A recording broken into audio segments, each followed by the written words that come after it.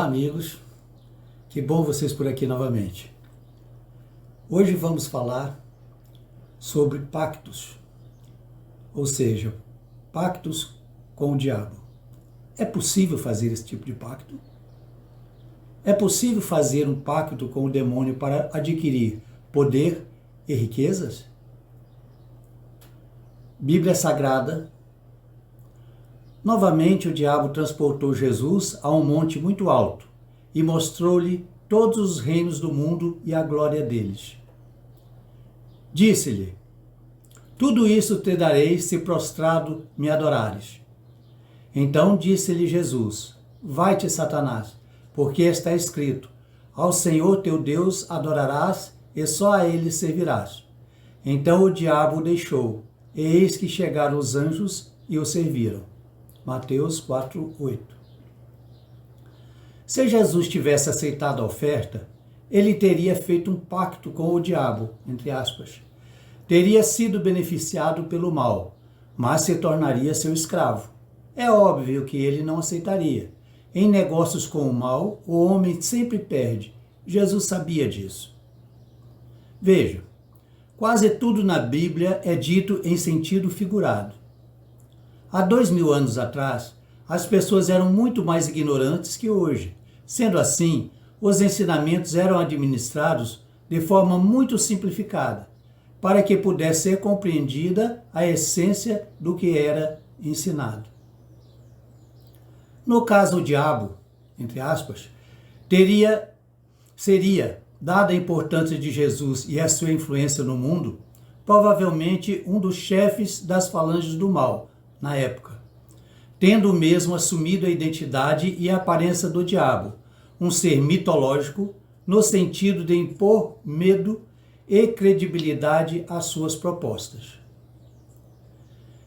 Eu disse um chefe das falanges do mal na época, porque esses chefes são substituídos de tempos em tempos.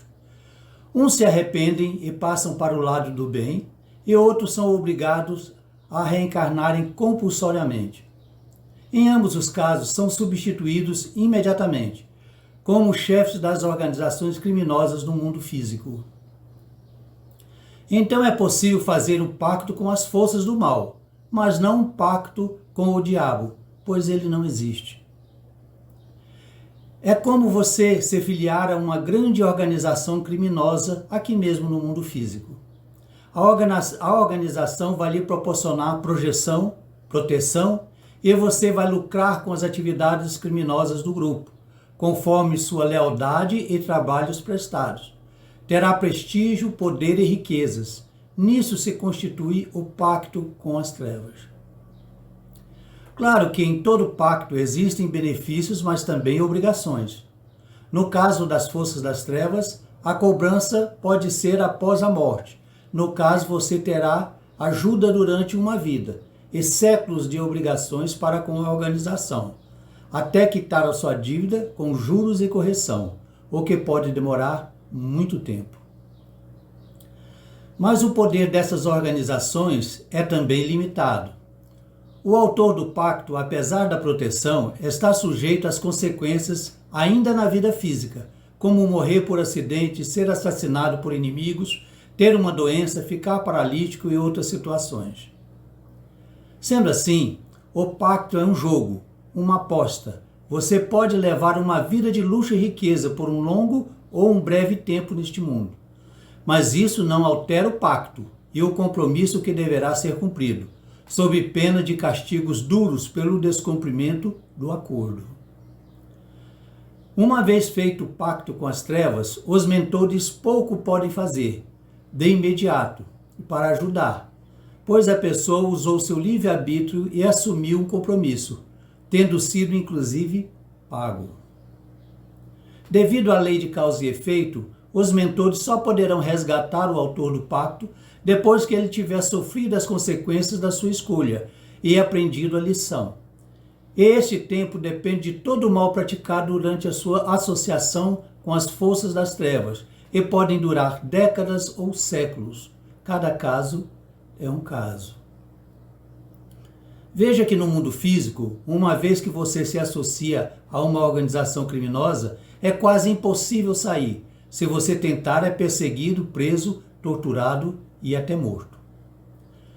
Da mesma forma acontece com a associação com as organizações trevosas, com a diferença que você não morre, mas pode ser preso e torturado, não fisicamente, pois você não tem mais um corpo físico, mas pode ser preso e pode ser torturado mental e emocionalmente, o que pode ser ainda pior que a tortura física e que a morte. Outra coisa, o pacto com as trevas não tem nada a ver com assinatura em um pergaminho ou um livro do diabo, usando sangue como tinta. Isso é coisa de filme.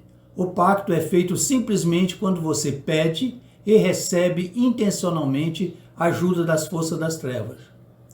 Seja através de trabalhos pagos, magias ou inspirações para ter sucesso em negócios, vinganças, conquistas amorosas ou mesmo apenas sexo com determinada pessoa.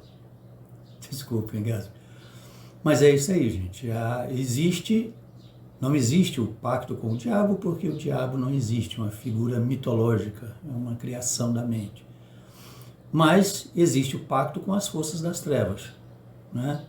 Todas as vezes que você tem um mau pensamento, que você pensa em prejudicar as pessoas, você tem uma multidão de espíritos do mal, dedicados ao mal, que virão em seu auxílio, né? Então, muitas vezes, consciente ou inconscientemente, você faz este pacto. Outra coisa, quando você dorme, você sai do corpo, né, e pode atuar no mundo espiritual. Durante esse período, você pode muito bem assumir compromissos que você depois não lembra, né, que assumiu. Então, o melhor é ficar vigilante, fazer uma reforma íntima, perdoar e não desejar mal a ninguém. Eu sei que isso é difícil, muito difícil, mas é possível, treinando todas as vezes que você tiver um pensamento, um mau pensamento, né, dirigido a alguma pessoa, mesmo que ela lhe tenha feito alguma coisa, né, é normal que isso aconteça. A pessoa te ofende, você fica chateado, você fica com raiva, né, você dá até vontade de se vingar. Isso é normal, todos nós estamos sujeitos a isso. Agora, não podemos alimentar, né, este sentimento, né? Os sentimentos negativos não podem ser alimentados. Eles são inevitáveis, eles chegam até nós, mas eles não podem ser alimentados, devem ser rechaçados. Não é isso que eu quero, Deus me perdoa, tá tudo bem, eu perdoo, né, fulano e pronto.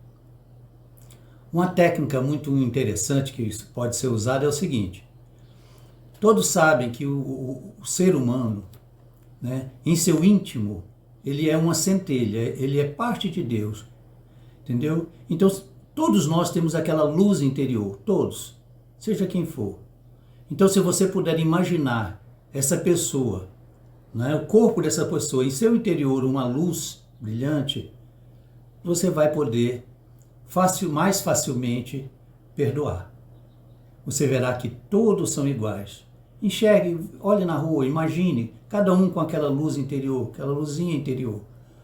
Todos somos iguais, todos somos filhos de Deus, todos merecemos o perdão e uma nova chance. Um grande abraço, fiquem com Deus, que Deus proteja e ilumine a todos. Até a hora. Tchau.